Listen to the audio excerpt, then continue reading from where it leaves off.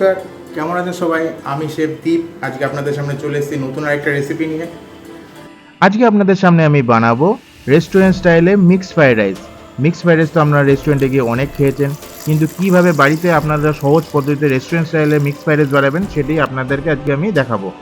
প্রথমে আমরা সবজিগুলো সব কেটে নিয়েছি। এবার আমরা একটা কড়াইতে জল গরম করতে দিলাম। জলটা আমাদের ফুটে উঠলে আমরা জলের মধ্যে দিয়ে দেবো পরিমাণ মতো নুন। মিক্সড ফ্রাইড রাইস বানানোর জন্য আমরা চালটাকে প্রথমে ভালো করে ধুয়ে নিয়ে আধ ঘন্টা জলে ভিজিয়ে রেখেছি। দিয়ে এবার আমরা চালটাকে জলের মধ্যে দিয়ে দেব।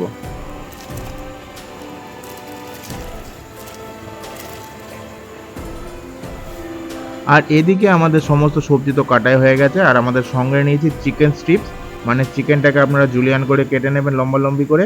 আর নিয়েছি চিংড়ি মাছ, আর এখানে আছে ডিম। চালটা আমাদের সিদ্ধ হয়ে গেছে, আপনারা চেষ্টা করবেন চালটাকে একটু ঝরঝরে রাখার।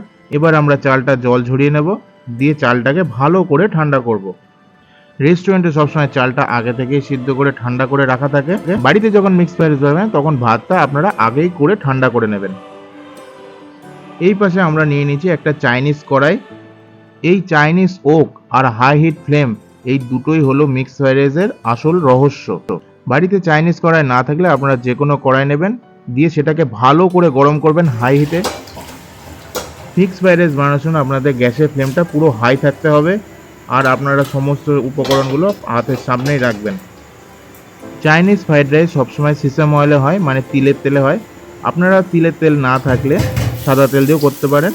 এবার আমরা চাইনিজ ওকটাকে গরম করে ওর মধ্যে দিয়ে দিলাম সিসাম অয়েল, দিয়ে দিলাম গার্লিক চপ, তারপর দিলাম পেঁয়াজ চপ, এবার দেব জিঞ্জার চপ, দিলাম গ্রিন চিলি চপ, এবার দিয়ে দেবো কেটে রাখা গাজরগুলো।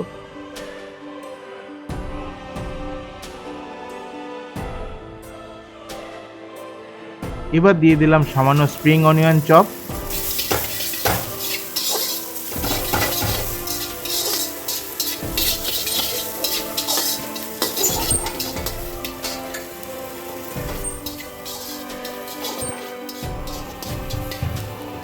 এবার দিয়ে দেবো লম্বা লম্বা করে কাটা আমাদের কাঁচা চিকেনের জুলিয়ানগুলো।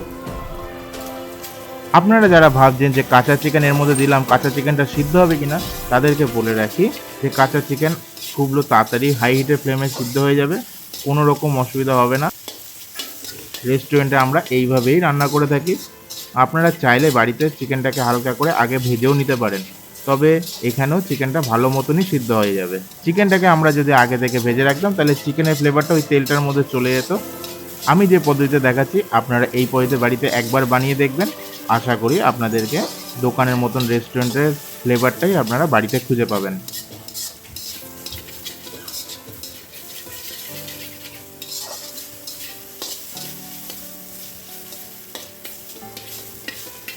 এবার আমরা কড়াইতে দিয়ে দেব আমাদের চিংড়ি মাছগুলো।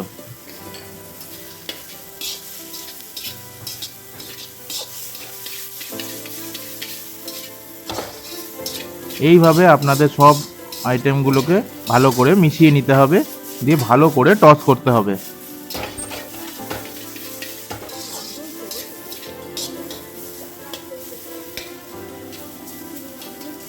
এবার আমরা দিয়ে দেবো কড়াইতে পরিমাণ মতো নুন,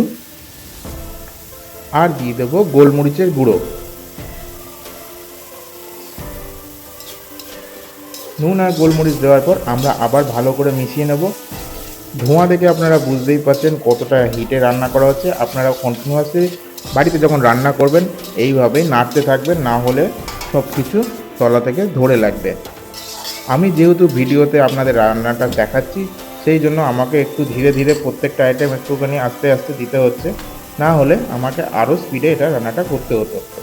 এবার আমরা সমস্ত সবজিগুলো কড়াইয়ের এক সাইডে করে নেব, দিয়ে কড়াইতে সামান্য তেল দিয়ে দেবো। তেল দেওয়ার পর আমরা দিয়ে দেবো আমাদের ফাটানো ডিমটা।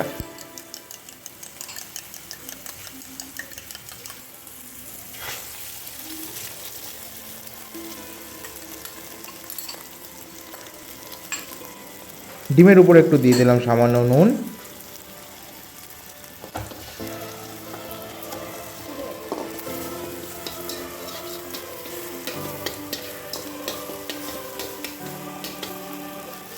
এবার আমরা আবার ডিমটা সমেত সব সবজিগুলোকে ভালো করে মিশিয়ে নেব। এবার আমরা দিয়ে দেবো রাইসটা। এবার দিয়ে দেবো আমরা লাইট সয়া সস। বাজারে দু ধরনের সয়া সস পাওয়া যায়, একটা হলো ডার্ক, একটা হলো লাইট। আপনারা লাইট সয়া সসটা দেবেন। এবার দিলাম গোলমরিচের গুঁড়ো আর দেবো সামান্য নুন। আপনারা মনে রাখবেন আগে আমরা ভাত করার সময় তো একটু নুন দিয়েছিলাম, আর যখন সবজি চিকেন ভাজছিলাম তখনও একটু নুন দিয়েছিলাম। তো সেই হিসাব করেই আপনারা রাইসে নুনটা দেবেন। আর দিয়ে দেবো সামান্য চিলি পেস্ট। চিলি পেস্টটা আপনারা বাড়িতেও বানাতে পারেন কিংবা মার্কেটেও আপনারা কিনে নিতে পারেন। এবার সবগুলোকে আমরা ভালো করে মিশিয়ে রাখবো, তবে মনে রাখবেন চাল যেন না ভাঙে।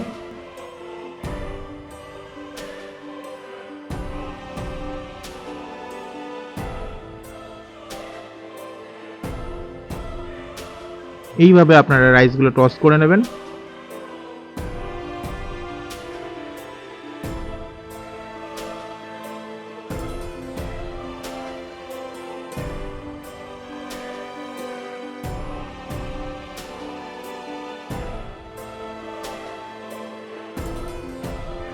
আমাদের মিক্স ফ্রাইড রাইস রেডি হয়ে গেছে।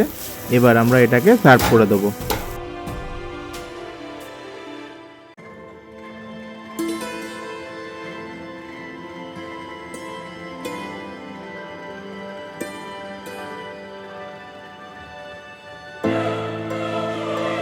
এবার আমরা উপর থেকে একটা ডিমের পোস্ট দিয়ে মিক্স ফ্রাইড রাইসটাকে সার্ভ করে দেবো। আমাদের মিক্স ফ্রাইড রাইসটা আপনাদের কেমন লাগলো অবশ্যই জানান। আপনারাও বাড়িতে এইভাবে মিক্স ফ্রাইড রাইস বানাবেন, তাহলে বাড়িতেই দোকানের স্বাদ পেয়ে যাবেন। আর আমার ভিডিওটা যদি আপনাদের ভালো লেগে থাকে তাহলে অবশ্যই আমার চ্যানেলটাকে সাবস্ক্রাইব করবেন, লাইক করবেন, বেশি বেশি করে শেয়ার করবেন। আজকের মতন ভিডিওটা আমি এখানেই শেষ করছি। দেখা হবে আবার পরবর্তী ভিডিওতে। ততক্ষণের জন্য সবাই ভালো থাকবেন, সুস্থ থাকবেন আর মন ভরে খাওয়া দাওয়া করবেন।